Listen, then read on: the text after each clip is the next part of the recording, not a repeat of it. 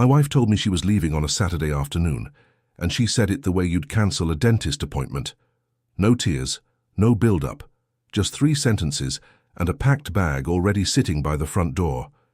She said our son was at her mother's house. She said she had moved his clothes that morning while I was at the shop. She said she had been planning this for weeks. Then she said the line I would carry around like a stone in my pocket for the next 4 months. "Jake, you're not the kind of man anyone builds a future with." She said it without raising her voice. She said it while folding a kitchen towel. She said it like she was finally announcing out loud something she had already decided in private a long time ago. 11 years, 1 son, a small white house on Linden Street, in a town nobody famous ever came from. A quiet life I had built without bragging about it. And she ended all of it on a Saturday afternoon, while a World Cup qualifier played on the little TV above the fridge. I remember the game because I had turned it on out of habit. The whole country was crawling toward the tournament that summer. Flags on porches, banners on every other lamppost, bars already booking watch parties 3 months in advance. Megan didn't glance at the screen once. She kept folding the towel. That was when I understood she had stopped being my wife months before this conversation. I tried to talk. I tried to ask her what I had done. I tried the soft voice first, the one she used to like. She didn't even let me finish a sentence. "It isn't about something you did, Jake. It's about something you aren't." She zipped the bag. She walked past me. She didn't slam the door. That was almost worse. For about an hour after she left, I sat on the kitchen floor with my back against the cabinets and listened to a stranger on TV explaining how the United States was going to host the biggest sporting event in a generation. He kept saying the word opportunity. He said it like the country had just been handed a gift. I felt like the country was somehow getting richer the same week my life was being emptied out. I want to be clear about something. To everyone who knew me casually, I was a guy who ran an auto shop on Maple Street. I wore the same kind of work shirt every day. I drove a 6-year-old pickup. I packed my own lunch. People in our neighborhood called me the mechanic, and I never bothered to correct them. I never told Megan the rest. When her mother first met me, she asked Megan in front of me if I had any real ambition. Megan laughed it off back then. She said she liked that I was simple. She said I was steady. She said I was honest. 11 years later, simple had stopped being a compliment. I was just simple. That's the version she had decided to believe. I let her believe it. That was the first mistake. The first month after she left was the worst stretch of silence I have ever lived through. Our son's name is Liam. He was 8 years old that summer. He had a habit of running through the front door at 3:30 every weekday afternoon and yelling "Dad" before the door even closed. The first afternoon without him, I stood in the hallway at 3:30 just to feel the silence land. I needed to know exactly how heavy it was, so I would stop being surprised by it. It was very heavy. Megan didn't return my calls for 3 days. When she finally did, her voice sounded smaller than I remembered. She said she needed time. She said this wasn't about anyone else. She said it the way people say things when they're already lying. I asked her if she would let me see Liam that weekend. She said yes, but only at her mother's house, and only if she wasn't there. That was the second sentence that stayed with me. She was already arranging the days of her own life around not seeing me. Her mother is named Diane. Diane had never liked me. Diane had always made it clear, in the polite way some women perfect over decades, that she thought her daughter had married down. The first time I picked Liam up at her place, Diane stood in the doorway like she was guarding a museum and let me wait on the porch. I asked her where Megan was. Diane said, "Out with friends." I asked her where, exactly. Diane shrugged. "Some new place. I don't keep track." I asked her if Megan had stayed there the night before. Diane paused for a half-second too long. She came home late. That pause was the first proof. It wasn't gossip yet. It was geometry.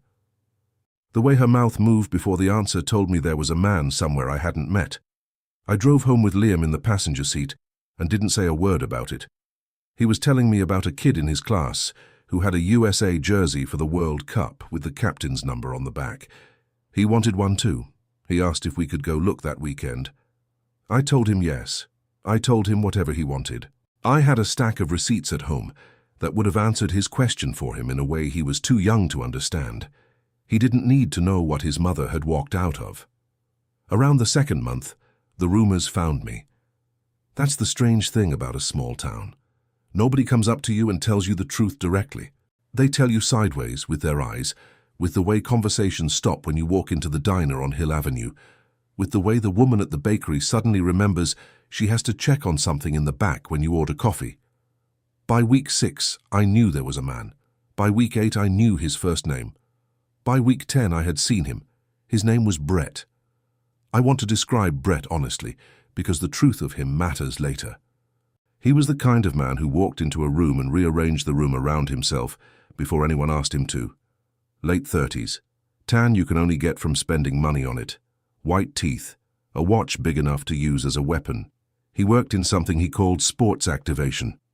When people asked him what that meant, he made it sound like he was personal friends with everybody on television. I saw him for the first time at the gas station on Route 6. He was filling a black SUV at the pump across from mine. Megan was in the passenger seat. She didn't see me. She was laughing at something on her phone. He leaned over to look at her phone and said something that made her laugh harder.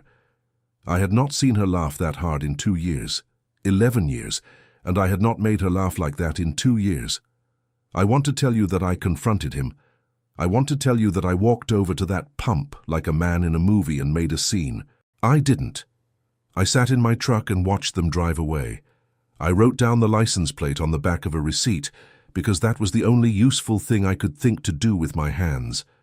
That was the moment I stopped trying to win her back. That was also the moment I stopped being only the husband.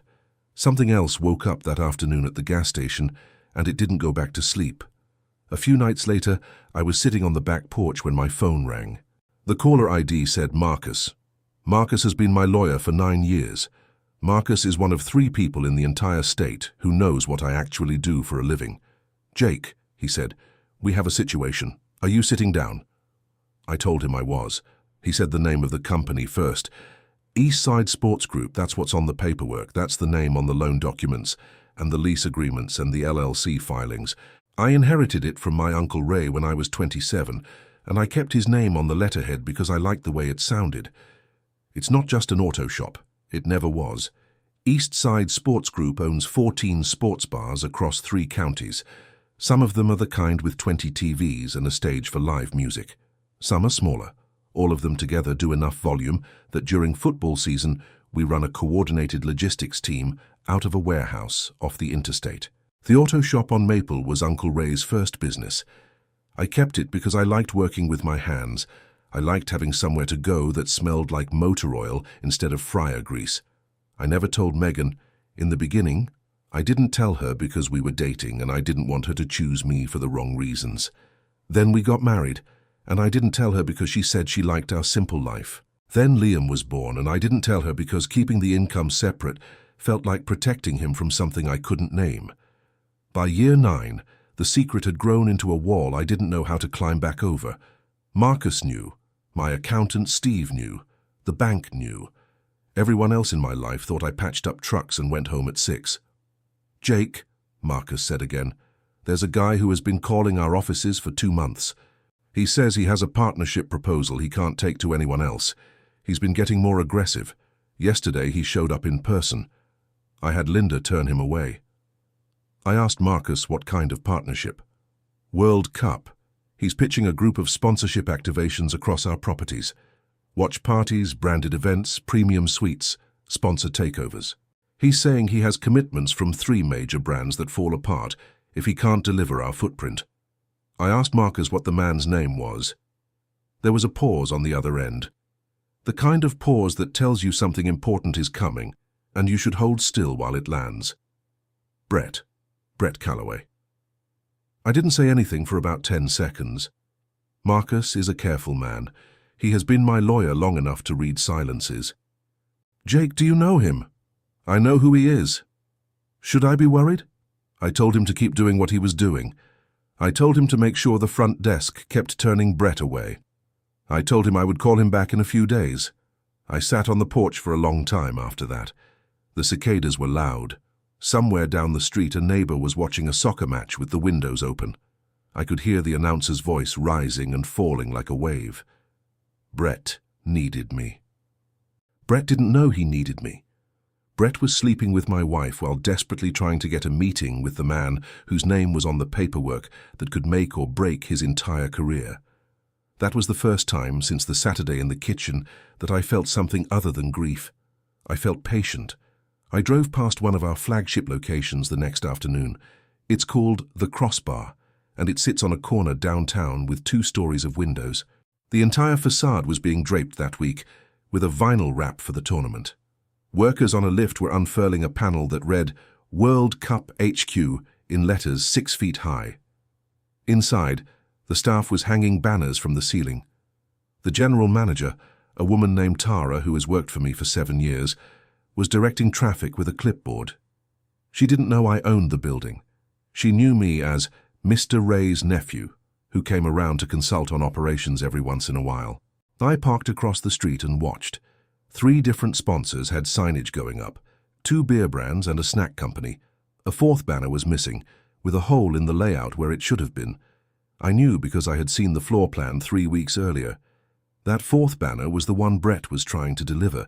The deal he could not close was the one Megan had been hearing about over candlelight for months. I wonder sometimes what version of Brett she had constructed in her head. The big shot, the man with the ambition I lacked, the fixer, the deal maker. I wonder if he ever told her, lying in the dark, that everything in his life would change as soon as he locked down this one client he had been chasing all summer. I wonder if she ever asked him the client's name.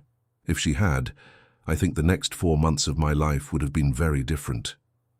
The 3rd month was the quietest one. Megan started bringing Liam over on weekends, dropping him at the curb like a delivery. She wouldn't come inside. She wouldn't look me in the eye. She wore sunglasses even on cloudy mornings. Diane started showing up too, sometimes, in her own car, watching from the end of the driveway like a chaperone.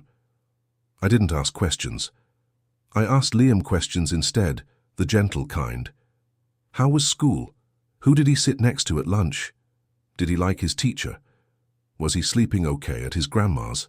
He told me one Sunday afternoon while we were eating cereal at the kitchen counter that Mommy has a new friend named Brett. I asked him if Brett was nice. He thought about it for a long time, the way kids do when they're being careful. Then he said, "He talks really loud." That was all I needed.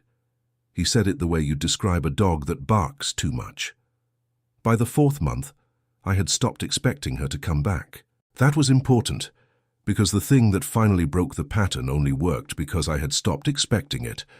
I was at the shop on a Saturday afternoon, the kind of muggy late summer Saturday where the air sits on top of you.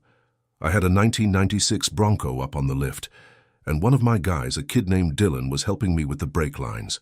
The radio was on. The pre-tournament coverage was already running, the kind of show that fills time by reminding you how much time is left until the actual games begin. I came home around 5. Megan's car was in my driveway. The front door was open. I sat in my truck for a full minute before I got out. I could see her through the kitchen window. She was standing at the stove, stirring something in a pot. Liam was at the kitchen table, drawing. It looked exactly like our old life. It looked exactly like I used to come home to.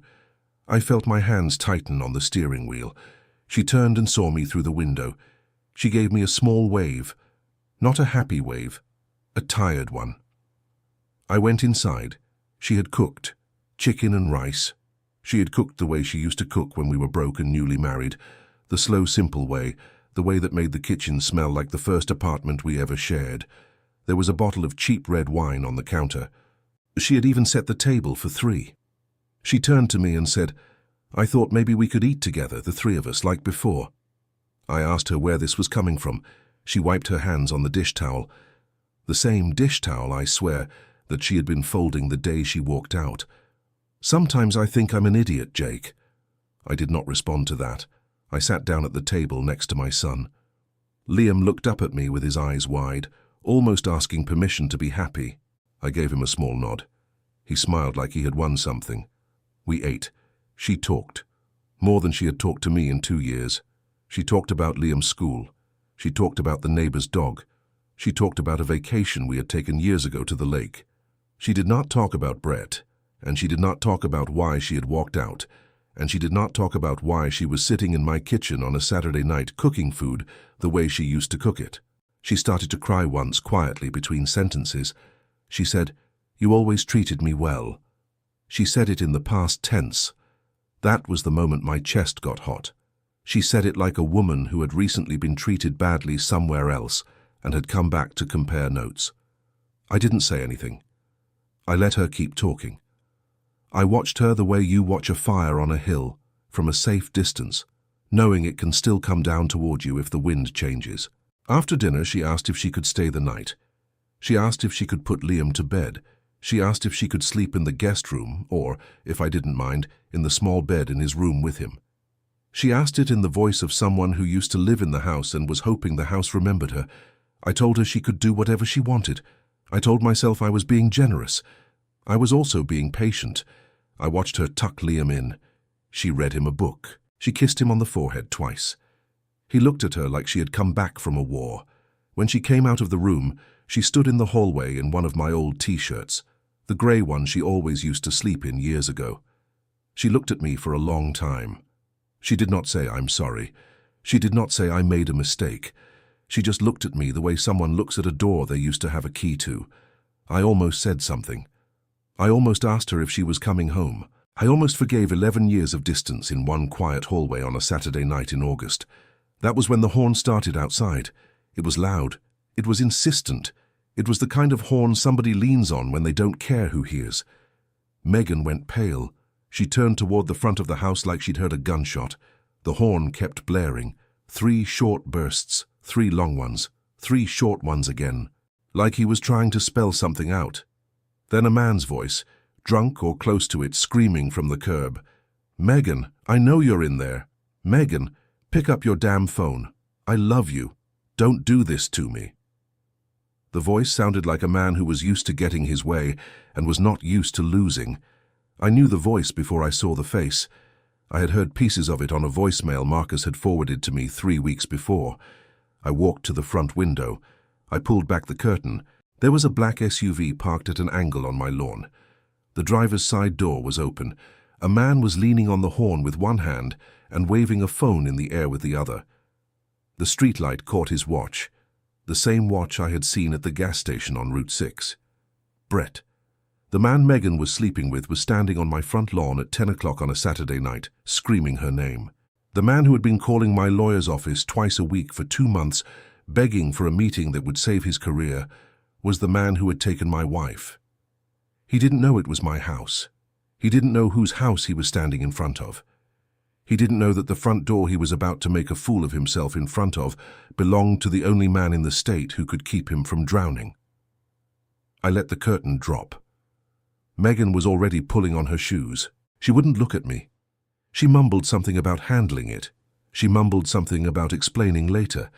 She walked past me toward the door with her hand over her mouth, the way people walk past the scene of an accident they caused. I didn't try to stop her. I had a better idea. As she opened the door, the porch light caught my face for half a second, and Brett, leaning against his SUV, finally got a clear look at the man whose threshold his wife was running back to. Our eyes met across the lawn. He didn't recognize me. He had no reason to, but I recognized him. And for the first time since the Saturday in the kitchen, I smiled. I watched the SUV peel away from the curb with my wife in the passenger seat. She didn't look back at the house. She was already arguing with him before they hit the corner. I could see her hands moving in the streetlight. Then they were gone. The neighbors' curtains were still moving in the windows up and down the street. The retired man across the way was standing on his porch in his bathrobe, holding a glass of something. He looked at me. He didn't wave. He just gave me a small nod, the kind men give each other when they have witnessed something embarrassing and want you to know they aren't going to talk about it. I closed the front door. Liam was standing at the top of the stairs in his pajamas, rubbing his eyes. He asked, "Where did Mom go?" I told him she had to handle something. He looked at me for a second longer than I expected. "With Brett." I told him not to worry about it. He nodded slowly and went back to bed without another word. He's 8 years old, and he already knew more than he should have known. That was the second moment that night that hardened something inside me. I did not sleep. I sat at the kitchen table with my phone face down and a glass of water I didn't drink. Around 2 in the morning, I picked up the phone and called Marcus. He answered on the third ring. He did not sound like a man who had been pulled out of bed. He sounded like a man who had been waiting. I said, "Set the meeting." He said, "Jake, are you sure?" I said, "Schedule it for next Friday. The Crossbar, the upstairs conference room. Tell Brett's office that the owner wants to hear his pitch in person. Tell them this is a final round opportunity. Tell them 3 other agencies are being considered the same week." Marcus didn't ask questions. He never does when he can hear the answer in the voice. He said, "What name should I use?" I said, "Use Eastside, don't use mine. Make him show up not knowing." There was a pause on the line. Then he said, "Understood." I hung up. The next morning, Megan showed up at my door at 9. She had not slept either. Her eyeliner was smudged. She was wearing the same clothes from the night before. She looked at me through the screen door like a stranger asking for directions. She said, "Can I come in?" I let her stand on the porch. She started to cry before she got the first sentence out. She said it wasn't what I thought. She said Brett had been drinking.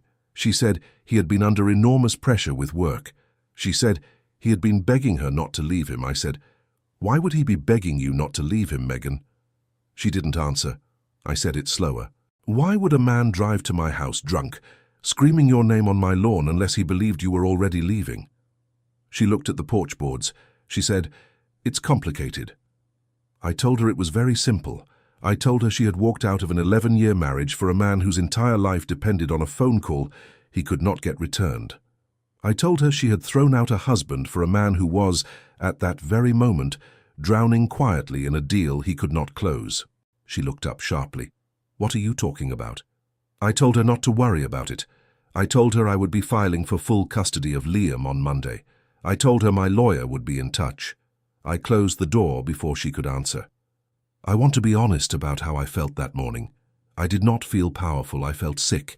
I felt like a man who had been holding a secret for so long that pulling it out into the light was going to feel like ripping skin off. But I also felt something I had not felt in 11 years. I felt seen. For 11 years I had built a life that depended on no one knowing who I was. I had walked through my own life in disguise, partly out of caution, partly out of pride, partly because I had told myself a story about humility that had quietly turned into hiding. The man in the kitchen folding the towel was a man I had helped invent. The woman who didn't think I was the kind of man anyone built a future with had not been wrong about the man I had let her see. She had only been wrong about everything underneath him. The week before the meeting was the strangest week of my life. The city kept getting louder.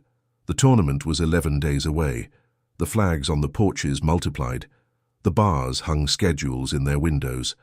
Sponsors started running national television ads. The local paper ran a feature on which downtown locations would be hosting watch parties. And the Crossbar got a half-page photo with Tara out front, smiling. Brett's signature was supposed to be on a contract that affected every one of those locations. Brett's signature was supposed to deliver 3 sponsors who had been telling his agency for weeks that the deal was either closed by Friday or off the table. Marcus told me on Tuesday that Brett's people had confirmed the meeting within 40 minutes of receiving it. Marcus told me on Wednesday that Brett had asked twice for clarification on the room layout. Marcus told me on Thursday that Brett's agency had quietly issued a press hold the night before, telling reporters that a major hospitality partnership announcement was expected before kickoff weekend. Brett had told his bosses the deal was as good as done. He had told them he had a personal in.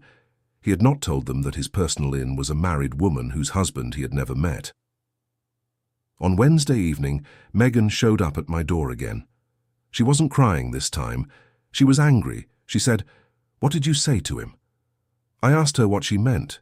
She said, "Brett's losing his mind. He says the meeting on Friday is the most important meeting of his career. He says you said something to him." I told her I had not spoken to Brett. She said, "Then why is he like this?" I said, "Maybe his career was already in trouble before any of this, Megan. Maybe the version of him you've been comparing me to wasn't real. Maybe you traded a quiet life for a man who has been borrowing his confidence." She slapped me. It wasn't hard, her heart wasn't in it. It was the slap of a woman who was running out of explanations. I let her slap me. I closed the door behind her. I locked it. That was the last time she ever touched me. Friday morning, I put on the only suit I owned. It was navy blue. I had bought it for Uncle Ray's funeral 6 years earlier and worn it twice since. It still fit. I drove to the Crossbar at 10 in the morning, 2 hours before Brett was scheduled to arrive. Tara met me at the back door. I told her the truth finally. I told her who I actually was. I told her about the holding company. I told her about Uncle Ray's will. I told her the auto shop was a hobby and the bars were the business. I told her I was about to walk into a meeting upstairs with a man who had been sleeping with my wife, and that this man did not know he was about to meet his own client. Tara is 47 years old. She has worked in hospitality her whole life. She did not blink. She said, "What do you need me to do?" I told her I needed her to walk into the conference room with me, take the seat at my right hand and call me boss in front of him. She said, "Yes, sir." That was the first time anyone had ever called me sir in that building. Brett arrived at 5 minutes before noon. He came in through the front carrying a leather folio and a coffee cup. He was wearing a charcoal suit and the same watch from the gas station. He had cleaned himself up. The only sign of the man on my lawn the previous Saturday was a faint redness around his eyes. The hostess walked him upstairs. Marcus was already in the conference room. So were 2 of my regional managers and our sponsorship director. The blinds were closed. The lights were on. There were 6 chairs at the table and a large screen at the far end with our logo. I was sitting at the head of the table when Brett walked in. I want to be precise about what happened next, because I have replayed it in my head many times. He set down his folio. He smiled the wide, professional smile he had probably been practicing in the mirror that morning. He started to introduce himself. His eyes, doing their professional work, traveled around the table from face to face. When they reached mine, his smile didn't drop right away. It froze. It hung there for a second and a half, like a picture loading on a slow signal. His mouth was still open. His hand was still extended toward Marcus. Then he saw me clearly. He recognized me from the porch on Saturday night. The blood went out of his face the way water goes out of a cracked glass. Marcus said evenly, "Brett, I'd like to introduce you to the owner of East Side Sports Group. This is Jake." I said, "We've met."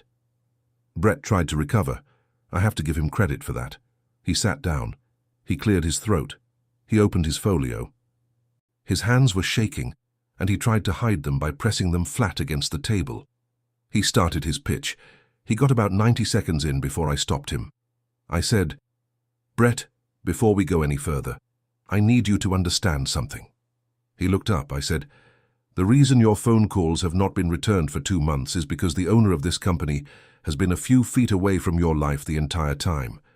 The reason your sponsors are walking away on Sunday is because the meeting you needed to save them was always going to require a conversation with me. The reason your career is about to end is not because you weren't smart enough or hungry enough. It is because you sat in a black SUV on my front lawn last Saturday night, drunk, screaming the name of the woman who used to be my wife." Tara, on my right, did not move. Marcus, on my left, did not move. Brett tried to speak. No sound came out the first time. The second time he managed 2 words. "Jake, please," I said, "don't." I told him the meeting was over. I told him I would not be signing his contract. I told him I would not be signing any contract that came through his agency for the next 24 months. I told him I had already, that morning, instructed our sponsorship director to call each of his 3 brand contacts personally and offer to work directly with them through a different agency. I told him those calls had already been made and accepted. By the time he walked back out of the building, the sponsors he had promised his bosses were already on someone else's call sheet. He stood up slowly. He picked up his folio. He looked at me for a long time. He said very quietly, "Does she know?" I said, "Not yet." He left. He left the coffee cup behind on the table. Cold. After he was gone, none of us spoke for a full minute. The conference table had 4 water bottles on it, 1 untouched. Brett's folio had a single sheet of paper sticking out, the corner of his proposal, the part with my company's name printed across the top in bold blue letters. I walked to the window. I looked down at the parking lot. Brett was sitting in the driver's seat of his SUV, both hands on the steering wheel, staring at nothing. He sat like that for 9 minutes. I counted. Then he took his phone off the dashboard, looked at it once and put his head down on the steering wheel, like a man who had just been told the time of his own funeral. That was the first time I had ever watched a man understand he had lost. I turned away from the window before he drove off. I didn't need the rest of the picture. The story moved fast after that, the way stories do when one piece falls and the rest are stacked on top of it.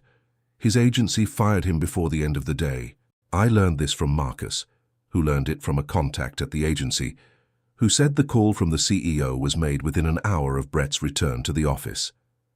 The official reason was given as loss of client confidence. The unofficial reason traveled around the industry by Monday morning. Brett's apartment, it turned out, was not actually his. It was leased by the agency as part of his package.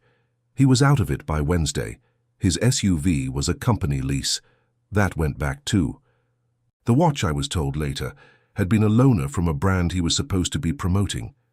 Everything that had impressed my wife had been borrowed. Megan's mother called the shop on Saturday morning. The number came up on the desk phone. I almost let it ring out. I picked up on the 4th ring. Diane's voice was thin. She said my name like she was tasting it for the first time. She said, "Jake, I think there has been a misunderstanding about some things." I asked her what kind of things. She said, "I didn't know who you were. Megan didn't either. We were both told a different story over the years." I asked her by who. She paused. She was choosing her words like a woman walking on glass.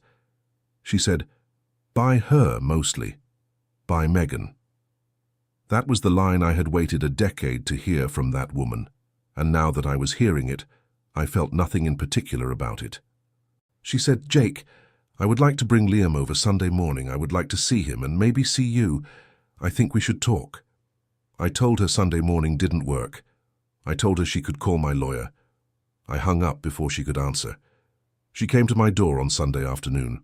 I opened it this time. She walked in without being invited. She sat down at the kitchen table, the same table where she had served chicken and rice 9 days earlier. Liam was upstairs in his room. I had told him to stay there. She looked older. She looked at me and said, "Why didn't you tell me?" I asked her what she meant. She said, "Any of it. The bars, the company, who you really are." I told her she had asked me, 11 years ago, to be a simple man. I told her she had married a simple man on purpose. I told her she had spent the last 2 years deciding that simple was a flaw, and that she had picked a man whose entire personality was built out of pretending to be the opposite of what I was. I told her the simple man had not gone anywhere. The simple man was still here. The simple man had simply also owned a building she had been having dinner inside 6 months ago with the man she had left me for. She started to cry. I let her cry. After a while, she said very quietly, "I made a mistake." I told her that was the most honest sentence she had said to me in 2 years. She asked, "Can we talk about this? About us? About Liam?" I told her we would talk about Liam through lawyers. She said, "I don't want lawyers, Jake, please." I told her she had walked out on a Saturday afternoon with a packed bag at the door. I told her she had said something to me in this kitchen that I had carried around in my pocket for 4 months. She closed her eyes. She knew exactly what I was going to say next. I said it anyway. "You said I wasn't the kind of man anyone built a future with." She looked at the floor. I said, "You were right about one thing. I'm not the kind of man who builds a future with someone who can't see what's already there." She did not have an answer for that. She left without saying goodbye to Liam. I let her. The week between her visit and the first match of the tournament was the quietest week I had spent in a long time. I went to work. I picked Liam up from school. I made him dinner. I helped him with his homework. He asked me on Tuesday night if his mother was going to come back home. I told him I didn't know. He thought about it for a while. He pushed his rice around with his fork. Then he said very quietly, "It's okay if she doesn't, Dad." I asked him what he meant. He said, "I was scared at Grandma's. I'm not scared here. I had to leave the kitchen for a minute after that. I stood by the back door and looked at the sky for a while. There were fireworks going off 2 streets over. Somebody was practicing for the tournament weekend, lighting off the small kind, the kind kids buy at gas stations. When I came back inside, Liam had cleared his own plate. He had never done that before. He was standing on a step stool at the sink, rinsing it carefully, like he had decided to start helping. I stood in the doorway for a second and watched him. The first match of the World Cup was the following Thursday. The crossbar was packed by 6 in the evening. Every seat was full by 7. Tara had hired 4 extra servers for the night. The new sponsor banners had been hung the day before, including the one Brett had spent his summer chasing. I sat at a table near the back with Liam. He was wearing the USA jersey he had asked me about on the drive home from his grandmother's, months earlier. The captain's number was on the back. He had eaten 2 baskets of fries and was working on his 3rd Sprite. He kept turning to look at the screens and then back at me, like he wanted to make sure I was still there for every goal. Tara walked by the table at one point and put a hand on my shoulder. She said, "Boss, can I get you anything?" Liam looked up. He had never heard anyone call me that before. He said, "Dad, why did she call you boss?" I told him because this place belonged to us. He stared at the room, the crowd, the screens, the banners, the bartender pulling 4 glasses at once. His mouth opened a little. He said, "All of it." I told him all of it. He didn't ask another question. He just leaned back in his chair, put one hand on the table next to mine and watched the game.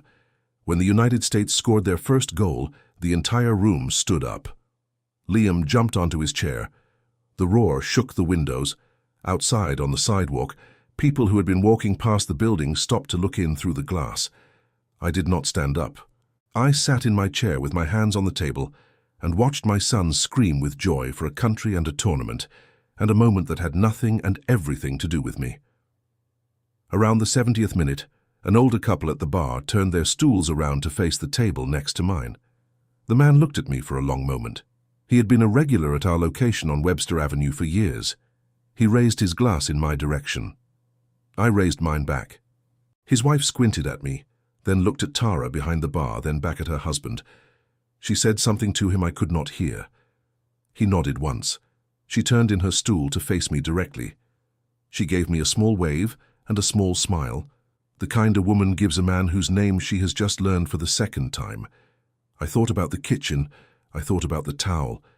I thought about the 4 months of silence. I thought about the man on the lawn and the cold coffee cup and the watch that had not been his. I thought about the woman who had built a story about who I was and who had left me on the strength of that story, and who had come back to my kitchen and asked, on her last visit, why I had not corrected her.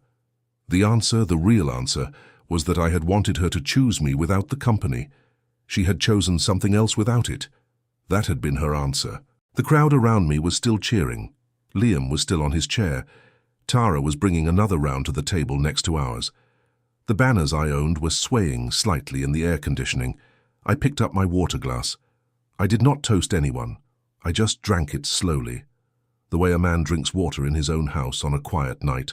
After a long day of work, he no longer has to hide. Liam climbed back into his seat eventually. He leaned his head against my shoulder. He smelled like fries and ketchup and laundry detergent. He said, without looking up, "I like it here, Dad." I told him I liked it here too.